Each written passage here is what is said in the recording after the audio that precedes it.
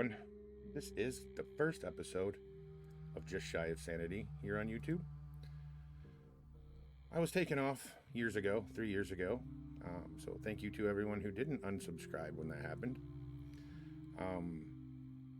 We're gonna be telling stories similar to like what I tell today, along with other types of stories as well. But let's begin. The year was 1953. People's TV sets were filled with shows like I Love Lucy, Dragnet, Milton Berle, Jackie Gleason, and a whole host of, popular shows were just broadcasting at the time. One of which was the Academy Awards, which was airing for the first time on TV. On the radio, well, they had Tony Bennett, Frankie Lane, Nat King Cole, Patti Page, and so on. In theaters was Peter Pan, Gentlemen Prefer Blondes. DNA structure was discovered that year by James Watson and Francis Crick. Dwight D. Eisenhower was president, and in the UK, Queen Elizabeth had her coronation. But under the surface, the U.S. government was doing some things that were, pretty shady. As you know, or maybe don't know, the years surrounding this time, they were doing nuclear tests, seeing how atom bombs worked, so on, how effective they were, and what effects they had on things.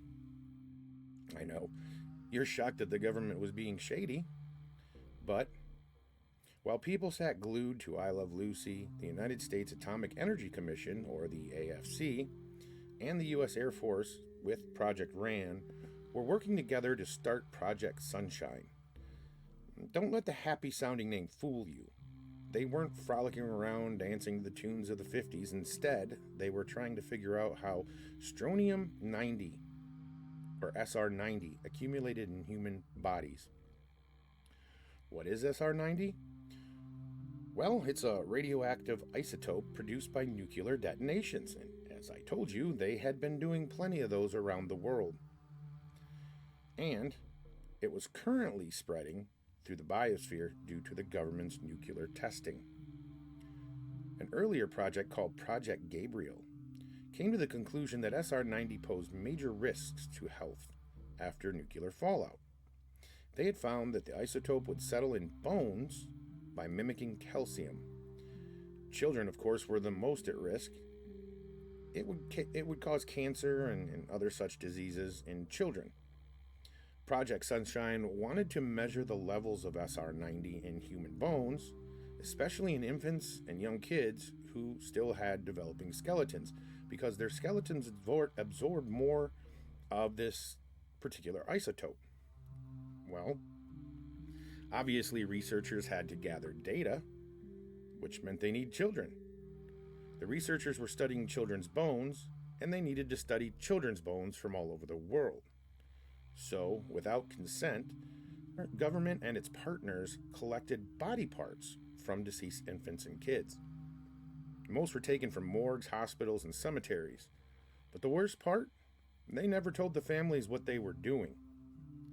Once other countries heard about this study, they all thought this was a great thing, apparently, so the program expanded. Europe, Australia, and even Canada all took part in getting these, parts to the researchers here in the U.S.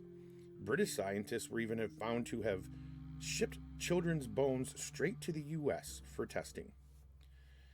You see, after the nuclear testing, mainly in the Bikini Atoll and Marshall Islands for Operation Crossroads, Nevada, and Semipalatinsk in the Soviet Union, they knew the fallout from these tests spread globally and contaminated the soil that we grew our food in and that our kids and pets played on. They knew it contaminated the water we drank, same that we bathed in. They knew it was in our food. They just needed to know how much and what the effects were. Now, not only did they keep this entire thing as secretive as possible because of how, how do I say this, fucked up it was, but they really didn't want to the general public to know that they were, eating, drinking, swimming in, and even breathing radioactive isotopes from their own government's testing. And for you watching who are younger, back then it was easier to hide things from the masses.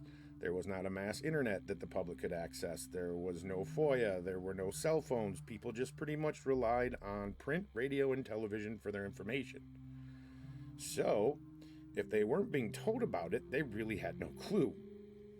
Anyways, just a few examples of how shady and, well, disgusting they were about all of this.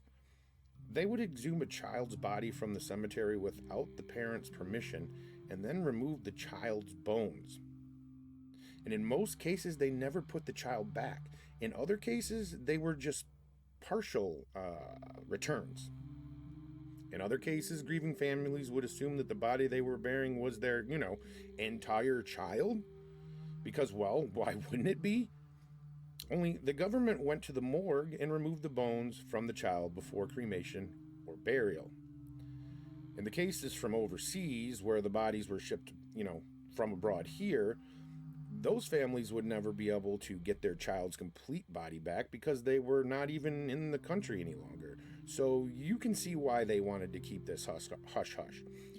Between basically poisoning the entire world's population with their nuke tests, they were basically grave robbing as well to see what damage they had caused from their testing. It was a vicious circle of lies being used to cover up other lies. But to me, the worst part about all of this was the dehumanization of these poor kids, taken young from the world only to be robbed of their own bones, reduced to samples and stored and cataloged in some lab, like some random lab material, basically stripped of any dignity. Now, word of the project came out around 1956 when the government decided to just kind of, sanitize the story and publicly acknowledge that this was testing that had occurred. However, the tests continued on up to the early 1960s. Then in 1963, the Partial Test Ban Treaty wound up banning nuclear tests, so fallout levels reduced globally after this. Therefore, Project Sunshine was not even needed anymore. The entire project was memory hold, just laying around in some government facility somewhere on paper, just tucked away into file folders. That is until 1994, as part of the Openness Initiative, the U.S. Energy Secretary Hazel O'Leary decided to launch a program that would release and reveal hidden nuclear experiments that had been kept hidden during the Cold War. These documents included Project Sunshine. After reporters dug in, they found it and released it to the world between the mid-90s through the early 2000s.